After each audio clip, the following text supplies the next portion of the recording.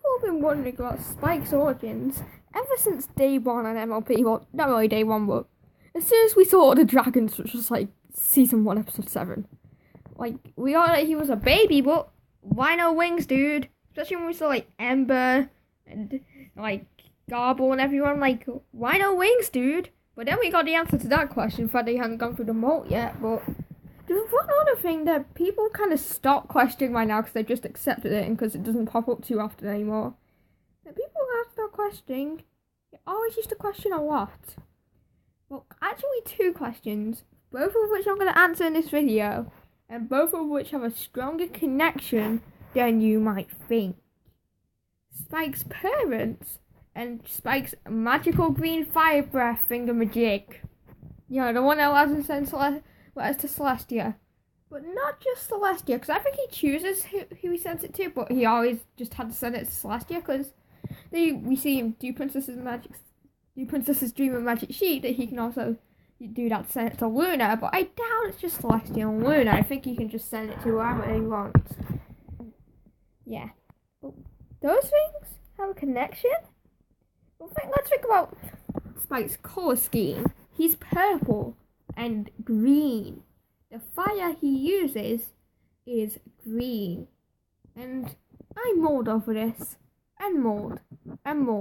Because we've seen Spike be able to use orange fire, like normal fire, before in Equestria games. It's not necessarily you can switch between the two at will, but always uses the green. Who knows? Maybe, like, another creature in MLP, one use, so in Spike the green flames, one form, in a way, so like one form of Spike's flames is the default, being the green, and then he has to somehow switch to the orange. What other creature do we know who has to change, who has a default form and can take on others? Hint, hint. Well, I'm mauled over this. Until I realised that Spike uses green flames. Where else have we seen green flames? How about a Canterlot wedding?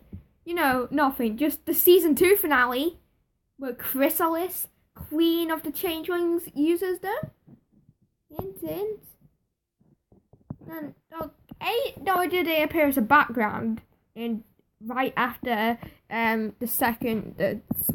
right at the end of part 1, but if you look closely, when Twilight seems to melt into the floor, being sent into the mind things, that's also green fire. So I'm mauled, because I'm going to make this everyone joke in this video. I'm mauled over this until I realised Spike's origins. What if he is part changeling? Like half changeling? Like, his molt, he's still a baby or like a kid dragon. It's implied that this is something that dragons go through at least a little older than Spike. And why? And also, I feel like they described a molt as something that happens over several days. Spike seems to last about 2 days. It's almost as though he was developing his wings easier. Like, they won't be so scared of predators if it was like a 2-day long process. They make it sound like it goes on for a little longer than that. Like, maybe if Spike was part shapeshifter, he would grow his wings easier. Like, he would develop them quicker because he was part shapeshifter. And in A Canterlot Wedding, we see it's implied that changelings can convey some basic information, like their location, to each other.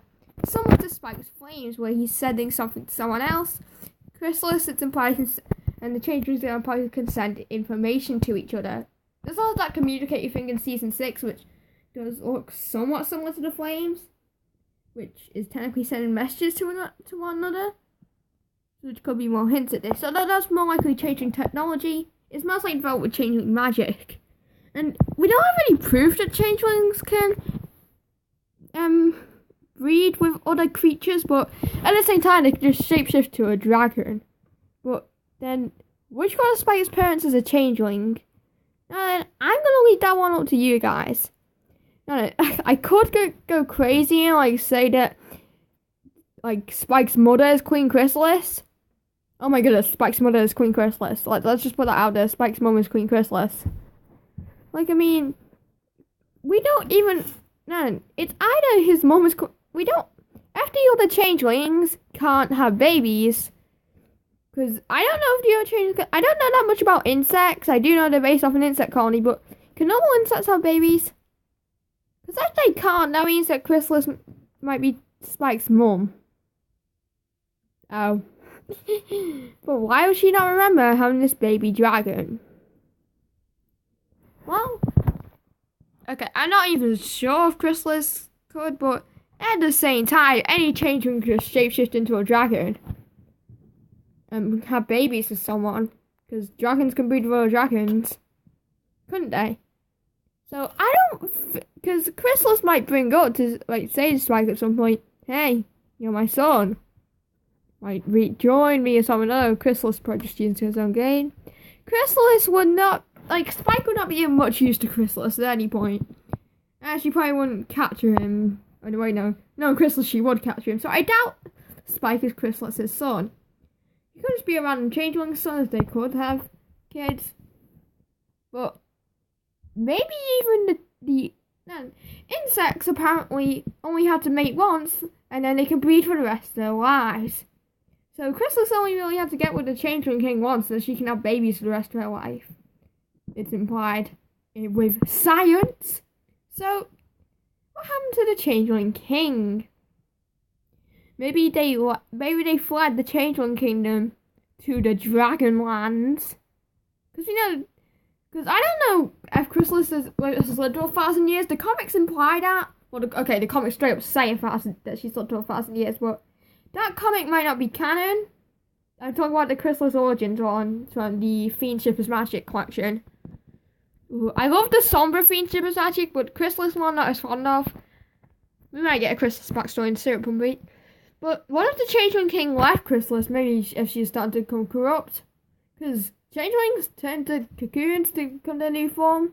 Maybe Chrysalis acts like she knew this, because Chrysalis kind of made everyone starve, like all her children starve. And maybe the Changeling King saw how she was preventing this. The Changeling King I like to think is a reformed changeling. I don't know why I just like to think that. And left to the Dragonlands, or just anywhere, and stumbled across the Dragonlands and fell in love with a dragon, female dragon. And they had a kid, Spike. Which I doubt the Changeling King is immortal. I really do doubt changelings are immortal. And Spike isn't in his egg, so I feel like Spike isn't thousands of years old. But technically, wouldn't that make Spike Chrysalis half son? Yeah, and she wouldn't know about this. Or maybe just Spike would have changeling ancestors. If changelings are 1,000 years old and Spike was calling in his egg and hasn't been in his egg for 1,000 years, maybe Spike just has some changeling ancestors. But dragons can live. It's implied that dragons can live for a while. Others could just be them reusing models. We see Torch in a flashback. And in Campfire Tales, we see Torch, who is definitely still alive today. This could either just be implying a Torch ancestor, that Torch has lived this long, or it's just a dragon that looked like him because they were reusing the model, or who knows if the one Rainbow Tales and Campfire Tales is the actual event, but at the same time, Flash Magnus looks identical, the Titus looks identical, which probably means that is what actually happened. So Spike either has changeling ancestors, or his father is the Changeling King. Boom.